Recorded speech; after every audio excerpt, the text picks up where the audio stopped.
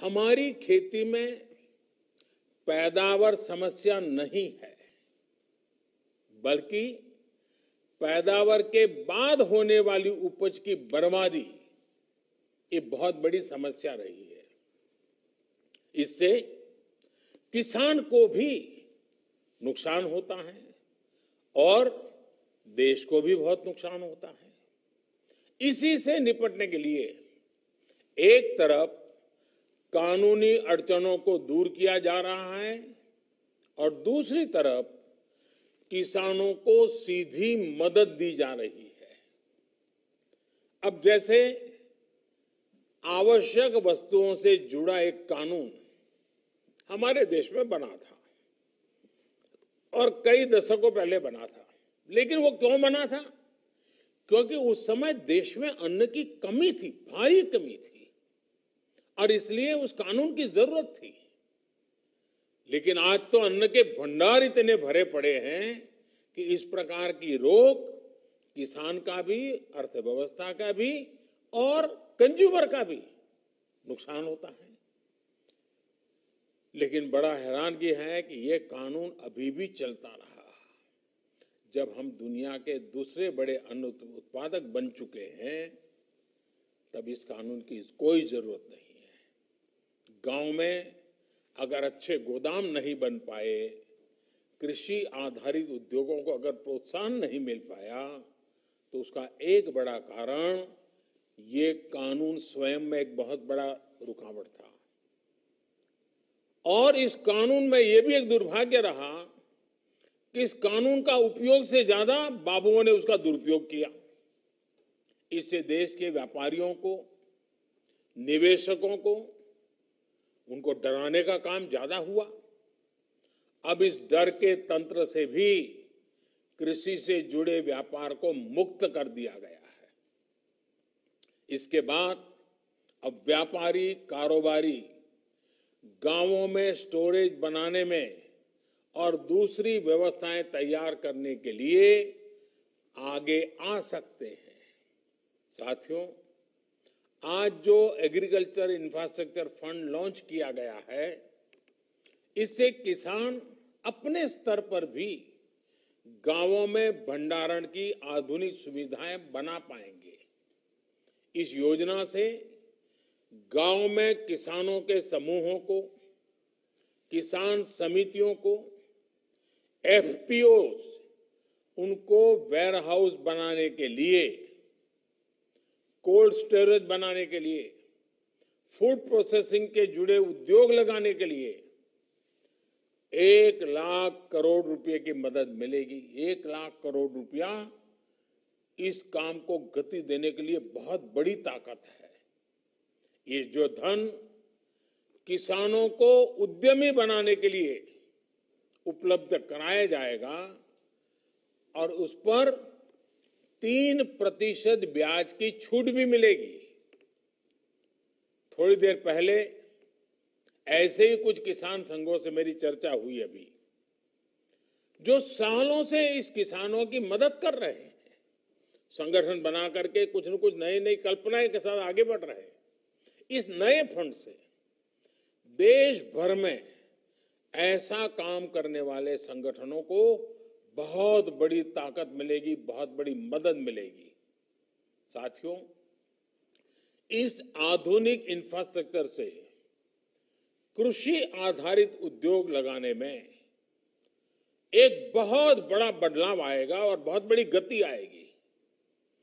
आत्मनिर्भर भारत अभियान के तहत हर जिले में मशहूर उत्पादकों के साथ देश और दुनिया के मार्केट तक पहुंचाने के लिए एक बड़ी योजना बनाई गई है। इसके तहत देश के अलग अलग जिलों में गांव के पास ही कृषि उद्योगों के क्लस्टर बनाए जा रहे हैं। साथियों, अब हम उस स्थिति की तरफ बढ़ रहे हैं जहां गांव के कृषि उद्योगों से फूड आधारित उत्पाद शहर जाएंगे और शहरों से दूसरा औद्योगिक सामान बनकर गांव पहुंचेगा। यानी ये अब टू वे चलेगा। और यही तो आत्मनिर्भर भारत अभियान का संकल्प है, और जिसके लिए हम सबको मिलकर के एक नए तरीके से, नई सोच के साथ, नए संकल्प के साथ काम करना है। अब सवाल ये उठता है कि जो कृषि आधारित उद्योग लगने वाले हैं, उनको कौन चलाएगा?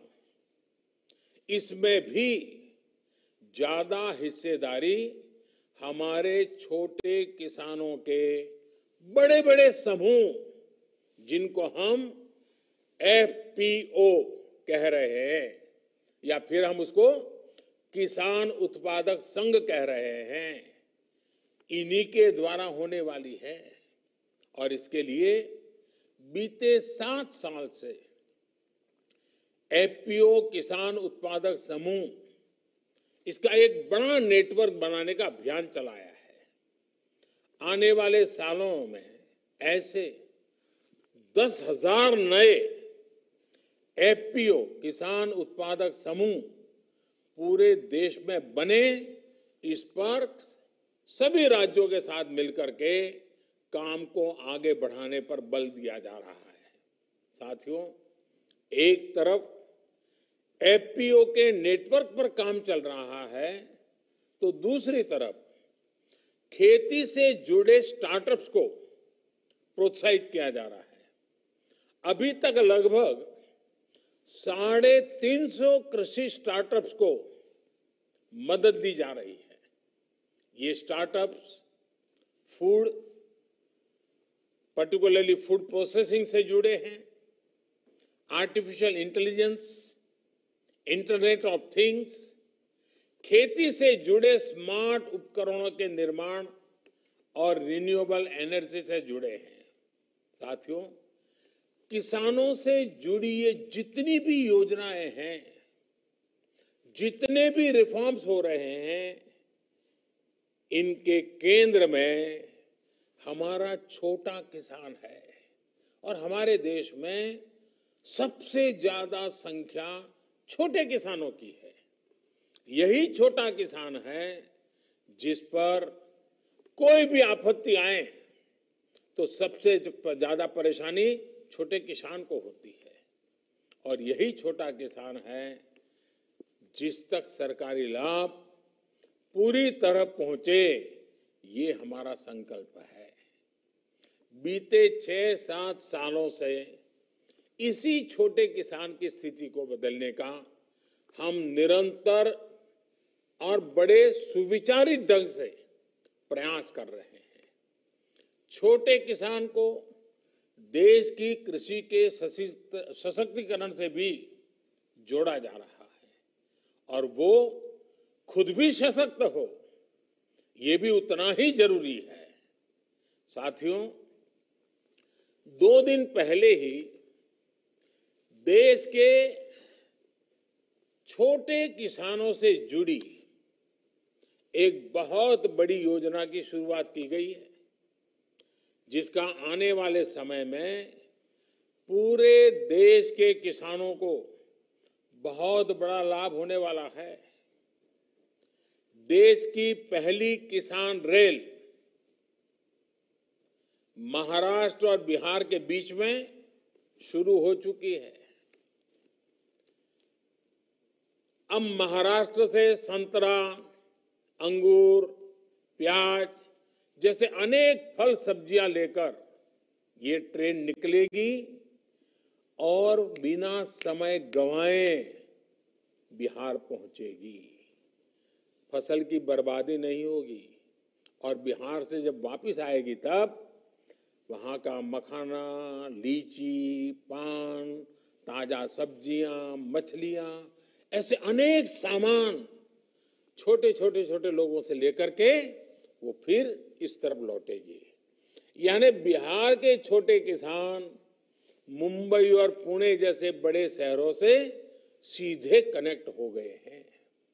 इस पहली ट्रेन का लाभ यूपी और मध्य प्रदेश के किसानों को भी होने वाला है, क्योंकि ये ट्रेन उन किसानों के रास्ते से भी गुजरने वाली है।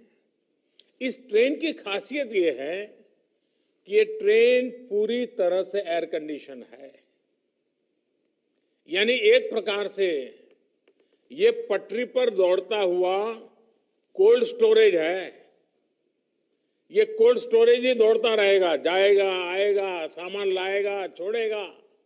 इससे दूध, फल, सब्जी, मछली पालक, ऐसे हर प्रकार के किसानों को भी लाभ होगा और शहर में इनका उपयोग करने वाले उपभोक्ताओं को भी लाभ होगा। ताजा चीजें मिलेगी उनको, और जहां से उनको अच्छी चीज चाहिए वहां से मिलेगी। किसान को लाभ ये होगा कि उसको अपनी फसल स्थानीय मंडियों या हाट बाजारों में मजबूरन कम दाम पर बेचना नहीं पड़ेगा, उसकी मजबूरी जाएगी।